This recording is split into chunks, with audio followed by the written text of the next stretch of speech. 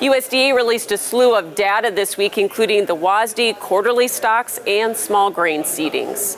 U.S. soybean production and ending stocks were raised 10 million bushels in the report, but USDA cut Brazil and Argentina production by a combined 8 million metric tons.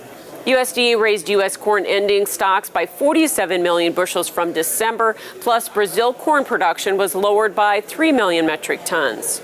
And winter wheat seedings were up 2% from last year at 34.4 million acres.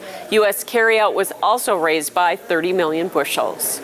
Joining us with report analysis is Pat Von Tersch. Pat, soybean production and ending stocks not adjusted much on a U.S. basis, so really this report dug into South American numbers and a pretty good drop there in soybean production. Yeah, exactly. The USDA was more aggressive than we thought they were going to be in terms of dropping the size of that South America crop, particularly the Argentine soybean crop. And so they got a little closer in line with some of the private analyst estimates that were coming out pre-reports. And so that's interesting, and I do think as we move past getting these final crop numbers in, the marketplace is likely to focus even more on South America weather as we go forward here.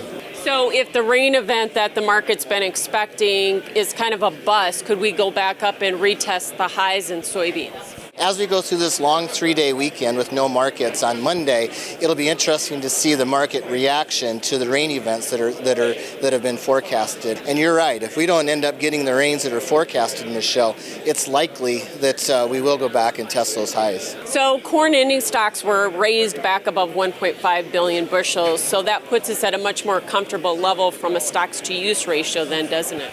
Yeah, we elevated that stocks to use ratio up to 10.4% to be exact, and that's a more comfortable number than what the trade was anticipating. That's a more comfortable number than what I was anticipating. I was expecting to see that increase in ethanol disappearance. We expected that based upon the weekly disappearance, but the USDA did raise the production numbers and so largely offset, actually more than offset, the increase in demand. If this market was just about a U.S. market, it'd probably be bearish, but we still have some issues globally. And we did see a drop in South American production as well on corn, but certainly not as aggressive in Argentina as CONAB had. Yeah, it seems as though the USDA was pausing a little bit on making any aggressive adjustments on the corn side of the equation. So we'll see how that plays out, but they likely have to reduce the size of that Argentine corn crop at some point. The wheat ending stocks were raised about 30 million bushels,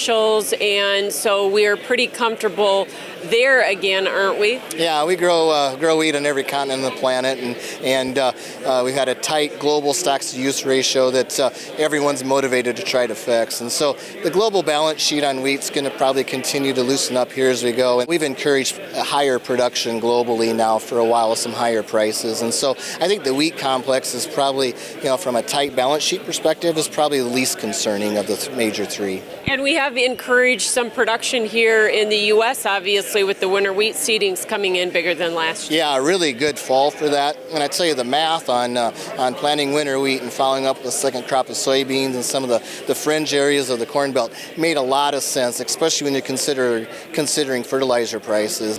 Pat Von Tersch joining us with Professional Ag Marketing.